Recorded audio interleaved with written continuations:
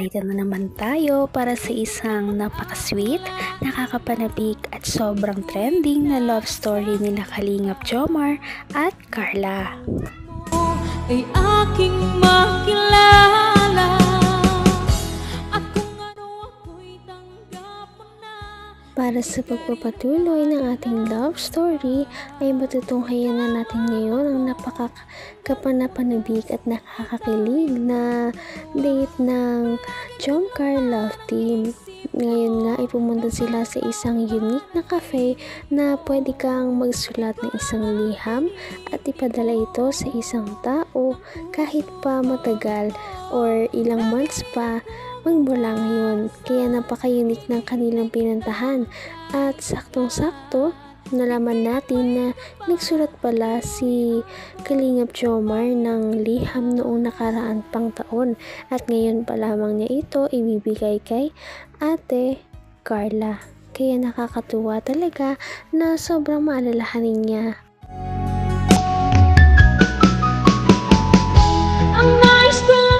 Yung Jomcar. Kasi yung mga panon na bago pa lang tayo Lahat ng blessings na natatanggap mo, lahat yan ay sobrang deserve mo. Congrats dahil paunti-unti hindi ka na nahihiya. Wish ko sana within 1 year matupad mo lahat ng dreams mo para sa family mo. Congrats sa darating na blessings na pabahay. O diba? Congrats na kita. Pero dito wala ka pa ng bahay dito Pero ayan, minanifest ko naman na yan. Be humble, stay positive, always seek for God. Salamat sa lahat. From, Kuya Jomar pa kasi ang nakalagay dito Revise natin. From your baby Jomar. Date, December 4, 2023. Ayan. Okay ba? Thank you po. Para pong manghula kayo. Ang dami pong nangyari after ng sulat na yan. Oo. Yung napabahayan sila mama, saka natupad yung mga pangarap ko na makapagsagal. O diba? Iba talaga sa Kalingap. Kasi tutuparin nila yung mga pangarap mo na akala mo imposible.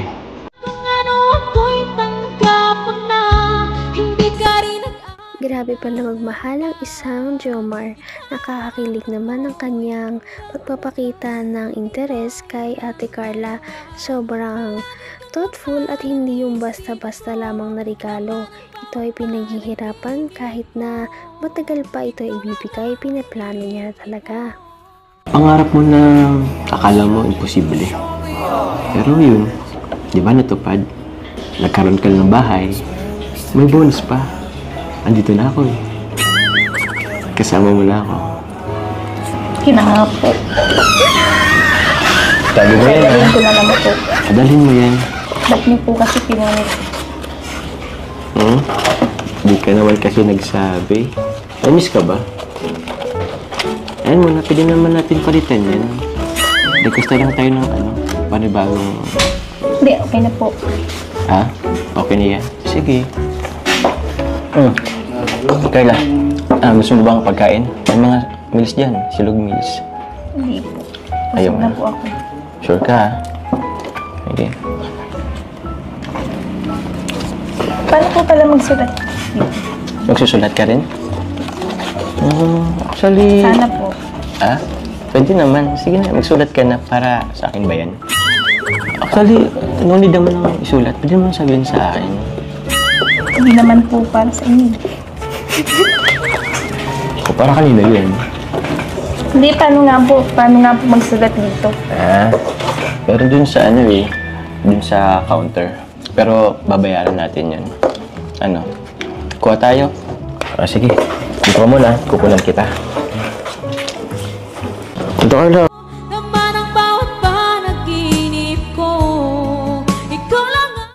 Swerte swerte talaga ni Ate Carla. Para talaga siyang isang prinsesa kung ituring ni Kalingap Jomar dahil hindi niya kailangan tumayo.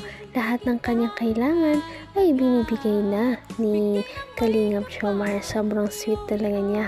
Sana nga ay sigutin na siya ni Ate Carla. Jomar ba yung pangalan nun? Jomar ba? Ay, siguro lang. Yan, ikaw kung anong gusto mong kasi kung may wish ka or may gusto kang parang kung may nilook forward ka doon sa taong mahal mo, kung ano gusto mong mangyari sa buhay na, pwede mong isulat yan. Sige, sulat ka na. Yan. Ikaw, lahat ng gusto mong sulat. Meron din Dan Jade.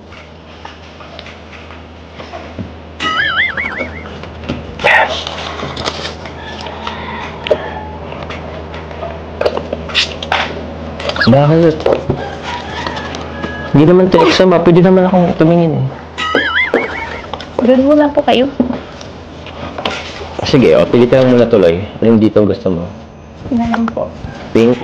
Sige, kunan kita. Babalik ko pa ito eh.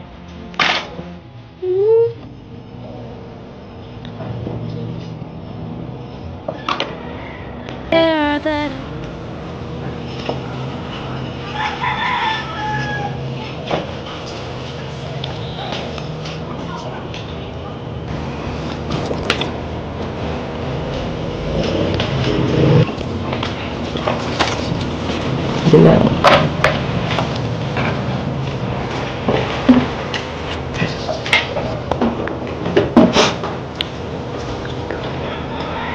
Hanggang wakas ay tayo ng dalawa. Palagi kang naman ang isip ko. Si Kalingap Jomar talaga sobra naman talagang mapagbiro. Binibiro niya pa si Ate Carla na ang susulatan daw niya ay ang kanyang boyfriend. Ang pangalan daw nito ay Jomar. Sana nga ay magkatuluyan na talaga sila para magkatotoo ang sinulat ni Ate Carla. At ano kaya ang mga nilalaman nito? Sige lang.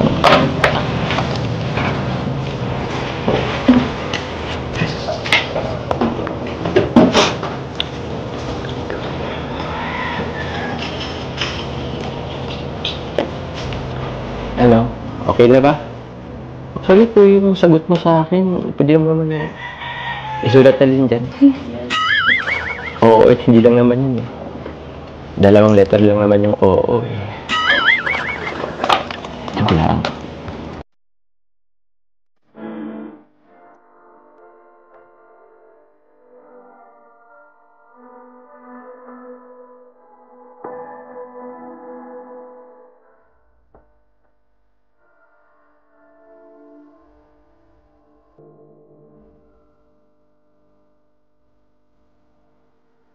And since habang nagsusulat ka, pagkatapos mo dyan, dito mayroon dyan mga date, isang buong taon yan eh.